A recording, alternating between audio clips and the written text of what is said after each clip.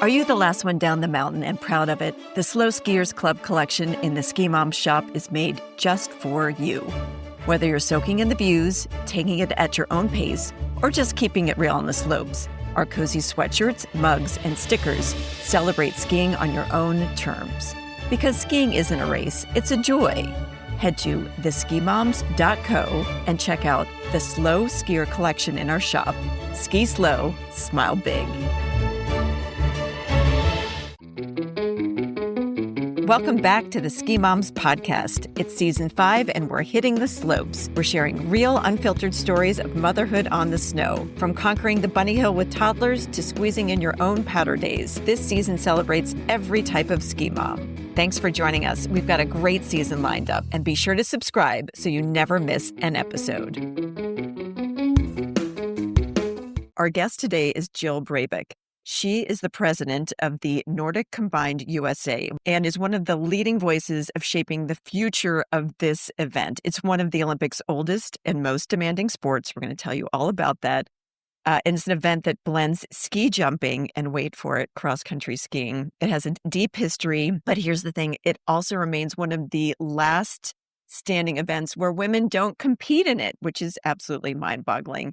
Jill has been on the forefront of efforts to not only preserve the sport, but to also make it more inclusive. So we are really looking forward to talking to her about her leadership, hearing about what's going on with the Olympics.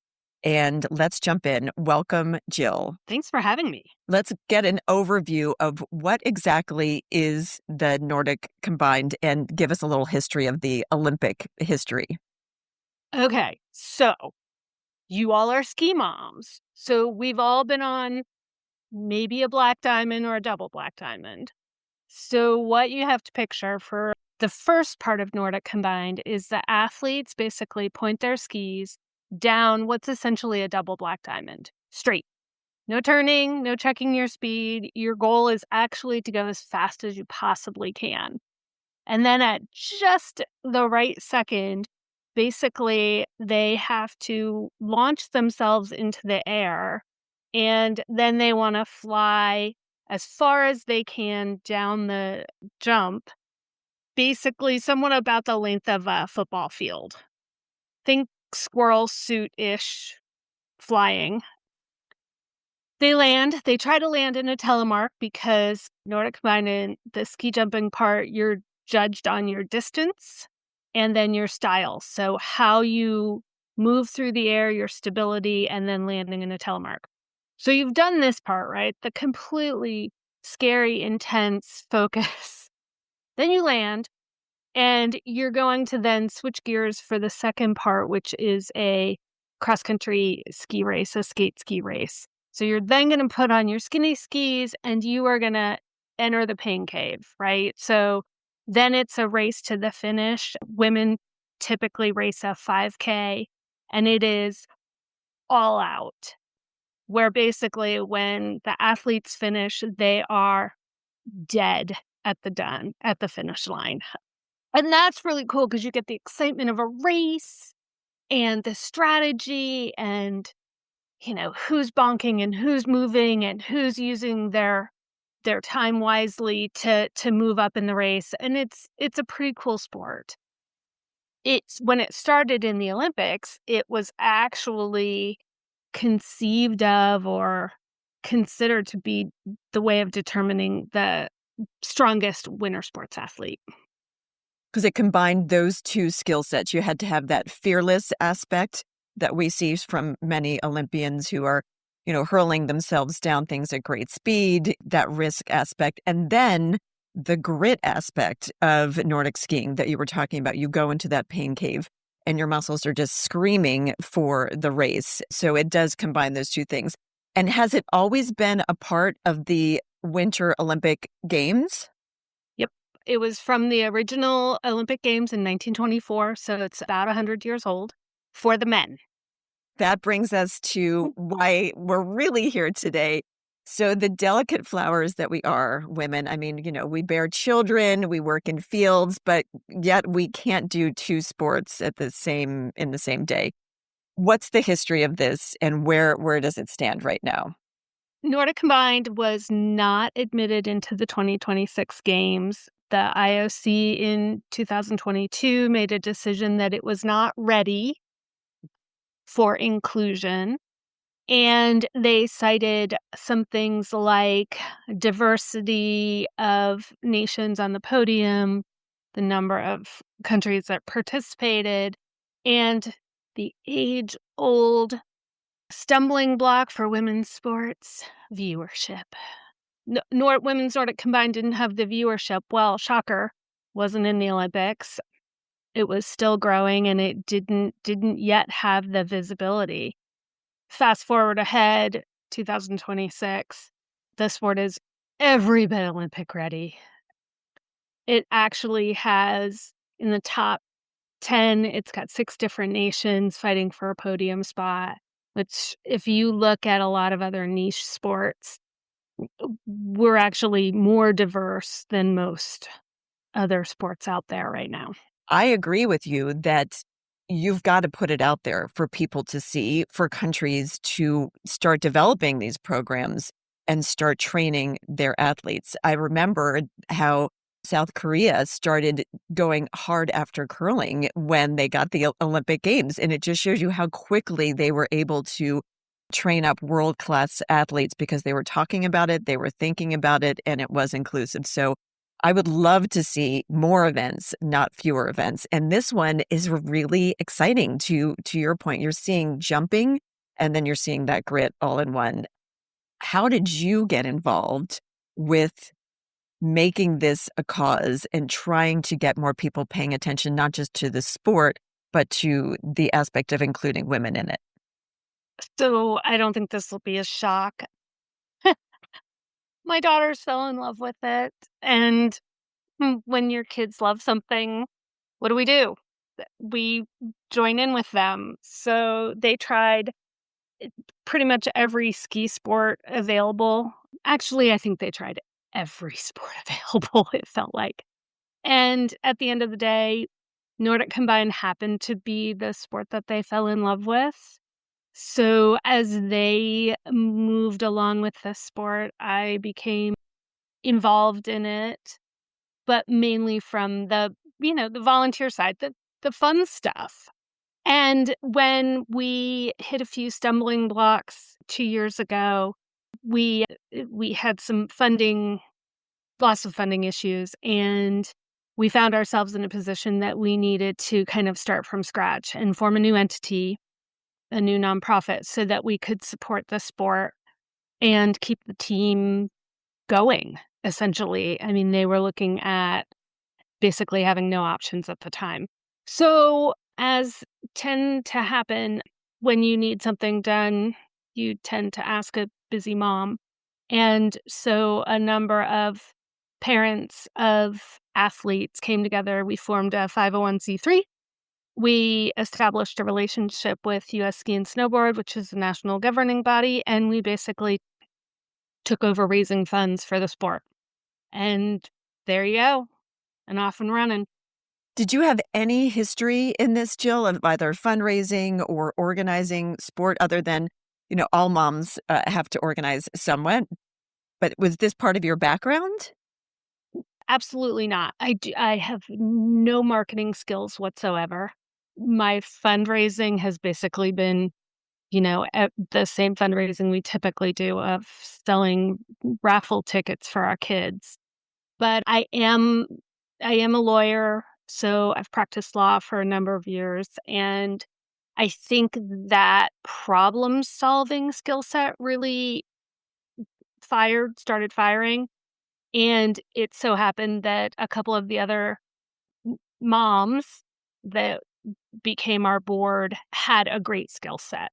So we laugh and we say that we're the moms, but for a while, we really wouldn't admit that because or wouldn't allow ourselves to be called the moms because we actually come with professional skills. So I came with a business background, a legal background that, can handle the logistics of filing for a 501(c)(3) status. The other mom came with marketing skills. That was her skill set, and she's been excellent in doing our press and our marketing. Another mom is a communications expert. So it just happened that we brought the right skills to make it go.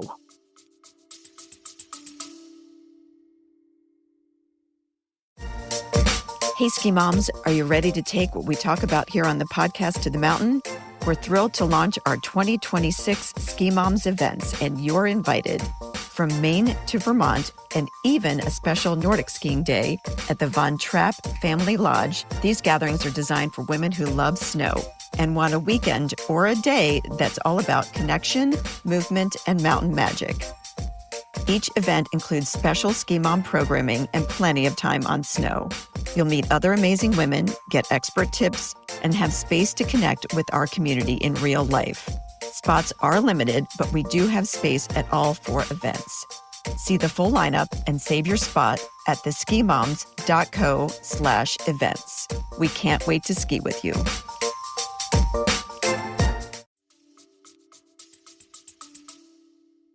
Well, I completely agree with that quote. That may be our headline quote of when you need something done, you ask a busy mom for a 100%.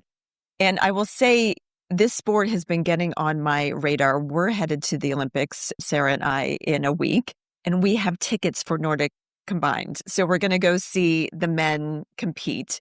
When I was buying these tickets, last summer, I assumed that there was a women's event as well, and these were the only ones we could get. But the more research that I did, I found out, no, in fact, this was just a event for the men this year. But in other competitions, are there women's events? What's available for the women who are competing right now at the highest levels in this sport? The International Ski Federation, that we call FIS, right, started a program, and they laid out a strategy for women's Nordic combined starting in 2018. And since 2018, the sport has grown. It started with Continental Cups, which is a step down from a World Cup. Then in 2020, the sport had its first World Cup, and then continued to grow from there. And so since that time, the current schedule has 17 World Cups on it for women's Nordic combined. The women jump both a normal hill, which is kind of a silly term, but it's roughly around 100-meter hill, and they now jump a large hill. So they jump the same hills that the men jump. So a large hill is somewhere around 120-meter jump. The sport has progressed to the point where it runs parallel to the men. It has almost the same amount of competitions, short of there's probably only a few additional competitions that men's Nordic combined has. They jump the same hills. They train the same. They train year-round. These are athletes that don't do this just as a hobby. They basically give up their school, their college opportunities, and their professional opportunities to pursue this full-time and train 2 different sports. And where are they training currently? Is this something that's happening on the East Coast and out in the Rockies, or is this got a hub that's really concentrated here in the U.S.? So in the U.S., the hubs are 3 main areas: Lake Placid, New York, with the Olympic Jump Complex is an amazing venue. And they also have been very supportive of the sport because they see the value of it. So actually, the Lake Placid venue has been super supportive and helped our development program. We also have a strong base in the West in both Park City, Utah, and Steamboat Springs, Colorado. So they both have jumping centers at both Park City in Utah and then Steamboat. Yep. Park City has the Olympic venue that was used in Salt Lake. That will get rebuilt for 2034. So how perfect is that? That will be right there ready. And then Steamboat Springs happens to have a set of ski jumps and has wonderful youth program. So it's a great start for a lot of young athletes. And what's the skill set that gets athletes into this? Are they kids who are just sort of snow loving, maybe kids who love to hit the jumps? Where are we finding the talent pool that is getting to the, Continental Cup and then the World Cup level? Where are we finding these kids?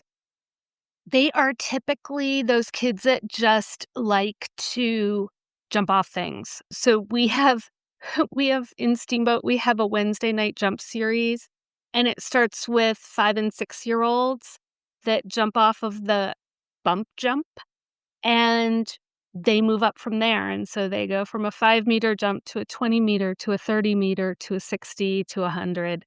And they just they fall in love with it. It's exciting. It requires a certain focus as well as a certain amount of bravery, and we find that kids really enjoy it. A lot of times it will take them a while to fall in love with the skiing part because let's admit it, cross country skiing's hard.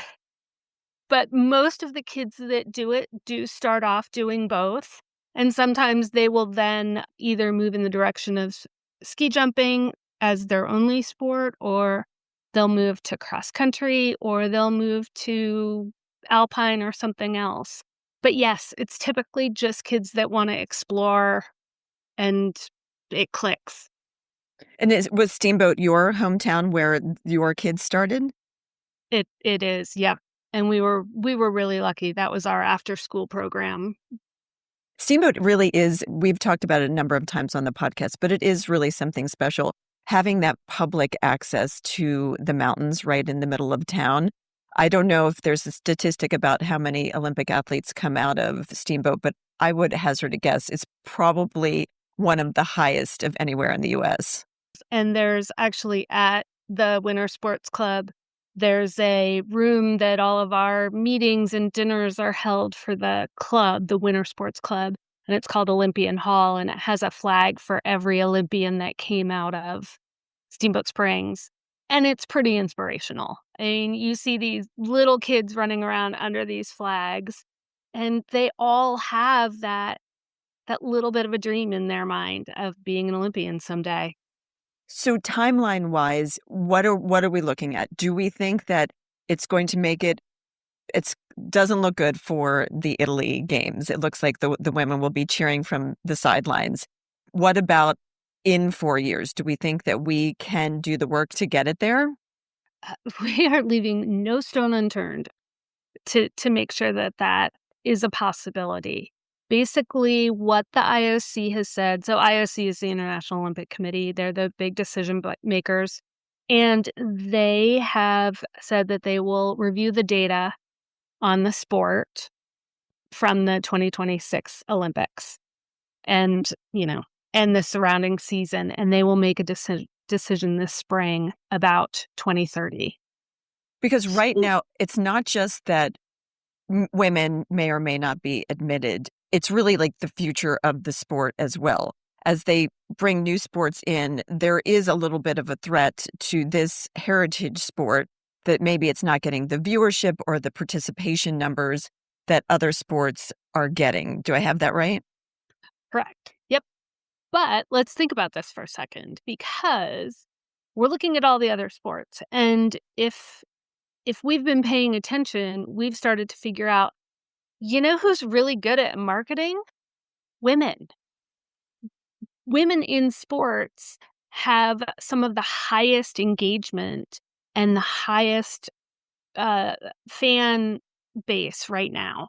So for a sport like Nordic combined that only has half of its base, its viewership's not going to be very, very great.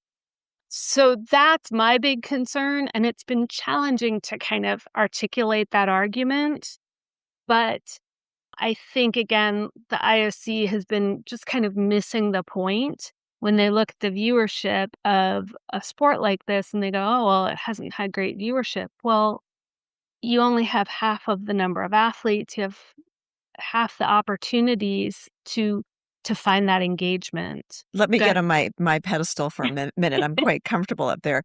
Look what Jessie Diggins has done for Nordic skiing. I mean, she has not only lifted the women's boat, she's lifted the entire boat of the team.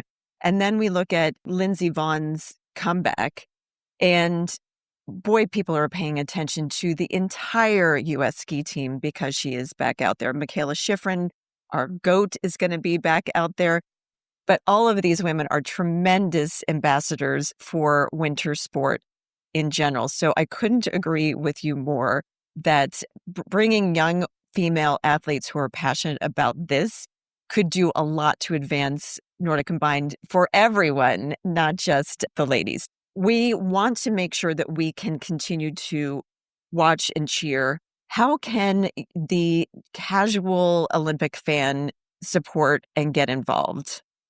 So our big goal right now is, and it's almost, to some people, it seems a little counterintuitive, but we actually need strong viewership for men's Nordic combined during the Olympics, because that will show the IOC that there is a fan base, people want to watch it. There are a couple of other things that are playing out there. There is a petition. It's on our website. And again, it's just making sure that we get the message to the IOC that there is an interest in it. And I think it's broader than that to say, hey, look, we need you, IOC, to really hold firm to the statement that you made about gender equity. And you said you were going to seek to be gender equitable in the Olympics. You're so close. You just missed the mark by one sport. Don't eliminate the entire sport, rather than bring the women in and give them a chance and give the entire sport a chance to succeed. Okay, we're going to sign the petition. We're going to link to that in show notes, and I have signed. We're going to tune in, and I'm going to be on the international stage. I'll be there in the audience watching this. As I'm watching, who am I cheering for? Like, who are the amazing players? I don't even know. I mean, I'm getting more and more excited about this the more we talk, but who from Team USA, who internationally, like, who am I going to be cheering for? Okay, so we have two athletes, male athletes from the US. One is a gentleman by the name of Ben Loomis. He hails from Wisconsin, and he's actually part of what's called a WCAP program. So he's actually in the military, and the military pays him to participate in the sport. So that's his way of being able to do this sport. So he's a military guy. He looks like a military guy. He's got the short hair. He's very stoic and an amazing athlete. The other athlete that we want to be watching is Nicholas Malasinski. He comes from Steamboat Springs. So I have a little bit of extra cheering going on for him. And his sister, her name is Annika Malasinski. She too is a Nordic combined athlete, and she's been a very vocal spokesperson for the sport. And there's, it's a little, I can't say tragic, but it's really hard to see one sibling able to go to the Olympics and the other sibling not able to go simply because of gender. So those are the two US athletes. I think you'll find them fun to watch. I think we have to cheer for our Norwegian counterparts, because our US athletes, we actually train with Norway. So we consider them part of our team. And if I were to place a bet, I would say you are likely to see one of the Oftebro brothers, either Jens or Einar, headed for podium during the Olympics. And oh my God, wait till you see these guys fly up the hill during the ski race. I can't really fathom how you move that fast. So I think you'll see an exciting competition. This will be my first ski jump that I've seen in competition. I've seen some Nordic races, so I'm excited for that. And what are we looking for? So I've heard that the lower they fly to the ground, the further they can get. Is that that's sort of the form technique? So the way to fly far is a combination of power, timing, and then getting flat to your skis, if that makes sense. So basically, you want to have a lot of power and speed going off of the takeoff, and you literally launch yourself into the air. And so what we're looking for is they will be really aerodynamic. And it almost looks like they're floating down to the ground at the end. And that's what's kind of cool about it because it's not super injury prone. Because when they come down, they're actually running down the hill at the same perspective as the hill. So it's not like they completely drop out of the air like in aerials, for instance. You're going to be looking for, there's a green line that will show you what their target is and and obviously that moves as they go further. And so you'll be looking at that green line to see who can jump the farthest. I've heard people yelling like dig, dig when the Nordic skiers are going uphill. But what are we yelling to people as they're ski jumping? Like, are we just ringing our cowbells? What's the crowd doing? It's mainly ringing our cowbells, and there's a horn that a lot of people have. I'm a cowbell girl personally. Yeah, making as much noise and cheering them on. Maybe that extra little bit of noise helps float them a little bit further. But yeah, it's just cheering loudly and watching, making sure they don't crash. And then for the Nordic ski competition, is it a mass start or do they start them individually? And for the listener who maybe doesn't know, sometimes there's Nordic events where they all start and it is absolutely organized chaos because you have everybody leaving at the exact same time and there's jostling for position. And then there's time starts where, there's a little like beep, beep, beep, and they start and then the next one. What are we looking at for the Nordic competition? So we have one of each. We have one that is what they call a Gunderson, which means that depending on how you ski jumped, right? Like let's say you had the best ski jump, then you will line up for the race start and you will go out first at starting time 0. And then if let's say you were the 4th person back, you will then start out 4 people back, and your time back from that 0 is based on your distance and the number of points you got during the ski jump. So that means it's kind of like a staggered start based on how you did in ski jumping. So if you jumped really well, you're going to go out first and you're going to have the advantage.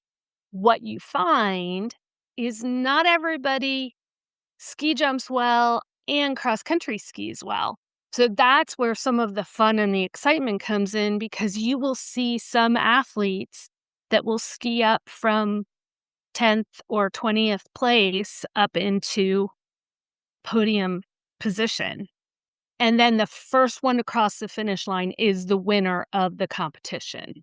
Oh, So there's no more math at that point. so exciting. So as we're watching the Nordic skiing, the cross-country skiers come in, we're going to know who's on the podium. Whoever is, oh, how exciting.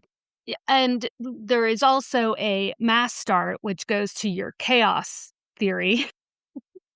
And that's another day of competition where everybody skis first. They all leave at the same time. That's where you see broken poles and people stepping on skis, and it's a pretty intense start, and then it starts to split out a little bit.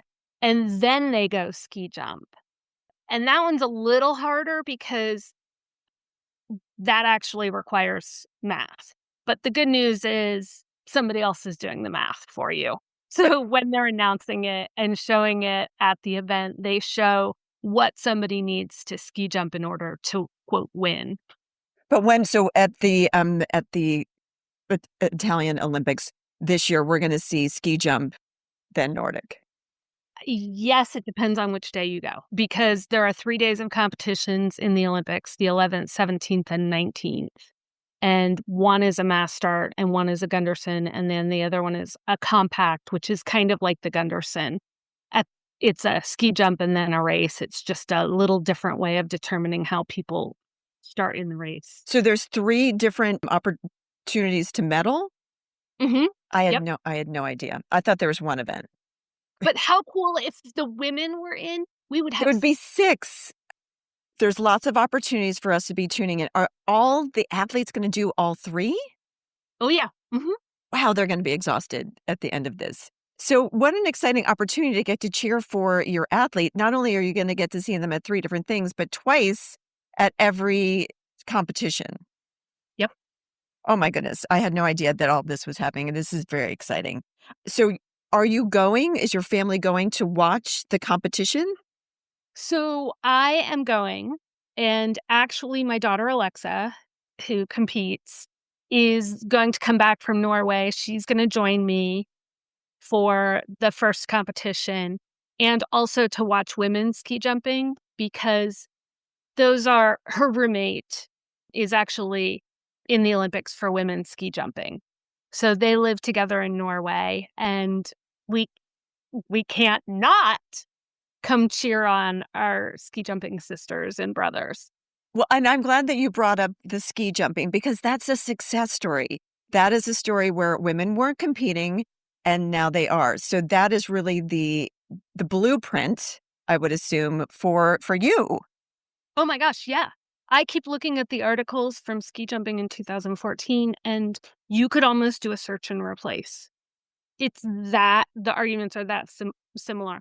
Although I did just see something on social media today, and somebody picked up one of the stories from when ski jumping had its challenge to get in the Olympics, and there was an IOC member who unfortunately made a statement about women's reproductive health and that he didn't think ski jumping was appropriate because their uteruses might fall out. I mean, there's just ski hills everywhere littered with uteruses. It's amazing that we're we're able to keep going. Yeah. I mean, and that's like, we're not talking about the 1950s, people. We're talking about the last 15 to 20 years, and somebody actually said this.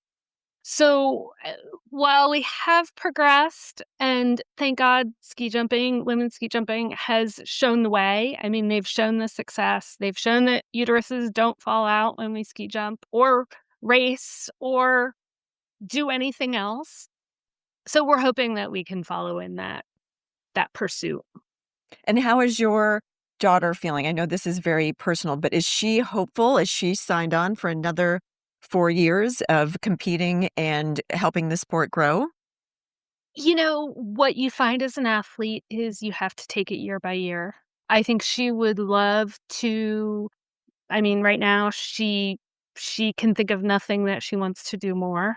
But as a parent too, we talk about the fact that you only do this while you have joy. So hopefully she will still have joy in pursuing the sport in 4 years. But for right now, she's all in and is ready to keep fighting the fight.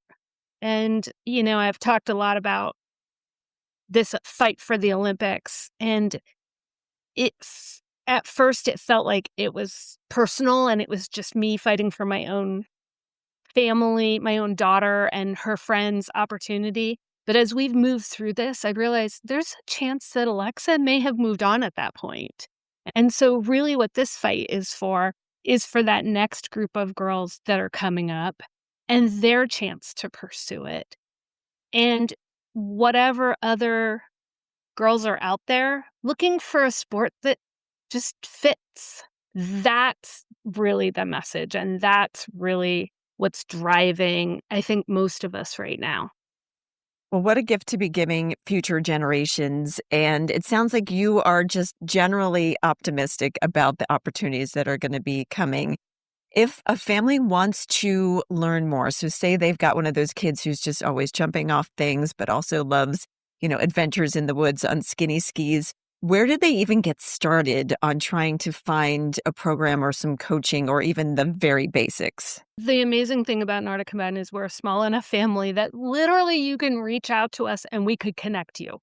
That we are that in tune to people. But we do have a website. It's NordicCombinedUSA.org. There's an email. There's also a listing of clubs on there. And there are small ski clubs, ski jumping and Nordic combined clubs throughout the East, in the Midwest, and in the West. You can find these clubs and the kids, they have a great time. I mean, we need more of that. We need our kids outside More. Absolutely. Check out the website, and you can always just email us and we can help connect you. And what would you say to a young girl who's maybe, she's going to be watching the Olympics, I remember, as we all did, and she's going to be looking at the figure skaters, and she's going to be looking at the losers, and then she's going to be looking at the ski jumping, the women there, and she's going to be curious about this sport. What would you tell her that she's in for in her future? I think she's in for learning a lot about herself. I think that the amazing thing about Nordic Combined and sport in general is what young women learn about themselves and how to dig deep and find something that they may not have ever thought they had. And then any shout outs that you want to do for sponsors who have really stepped up to the plate to make the dreams come true? Is there anybody who's been outstanding in helping get these athletes over to Italy? Most of our sponsors are still pretty small. Kymanox, Gerber Barend have been amazing. Town Hall, which makes a ski jacket for kids, happens to be in Steamboat Springs. We've had a lot of support from small companies like that. I have to also shout out to US Ski and Snowboard. The leadership there has been helpful, and we're making a lot of progress in moving the sport along. And it is a strong women-led organization right now, so that gives me a lot of hope. So, yeah, those are the main ones right now. And what about you? Are you still able to find joy in the outdoors? Are have you moved to just spectator, or are you still playing outside yourself? Of course I try and get out as much as I can. I will never ski jump. I will tell you that I went off of a bump jump. I might have closed my eyes, whimpered a little, and landed on my butt. Um, my kids joke that mama is a penguin and mama does not fly. I'm happy in the backcountry. So if I have my free time when I'm not working, I will grab my backcountry skis and skin up the mountain for a little bit and just to enjoy a few turns down and a little peace and quiet.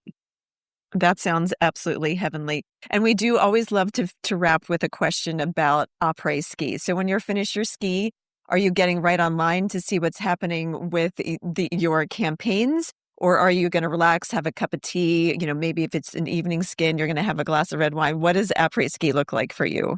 When I get the chance to skin up the mountain with my mama friends after work, we put our headlamps on and we skin up. And I may, on occasion, throw a little flask with some schnapps in my bag. And so we sit at the top of the trail and we have a little mama chat time with a little schnapps, and then we ski down.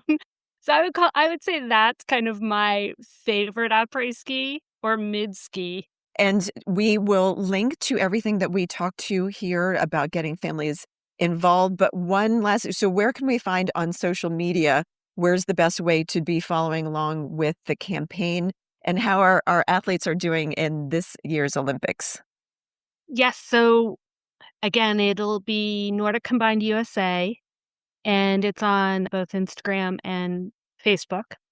And yeah, you should be able to follow that. And also following the athletes. I know that seems silly, but that actually helps them with their commercial opportunities. It's all about followers and trying to get sponsorships so that they can pay their way to the next competition, basically.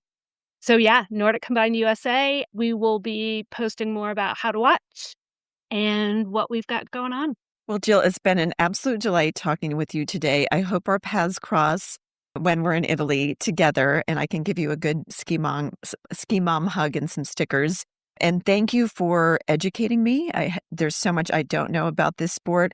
Also inspiring me because it reminds us that there are actions that we can take to really help promote the sport for everyone and making it more equitable so we can see women on the highest levels of competition and hopefully some U.S. athletes on the podiums there as well. I hope so. Well, thank you so much. Hey, ski moms, we hope you enjoyed today's episode and got some great tips for your next family ski adventure.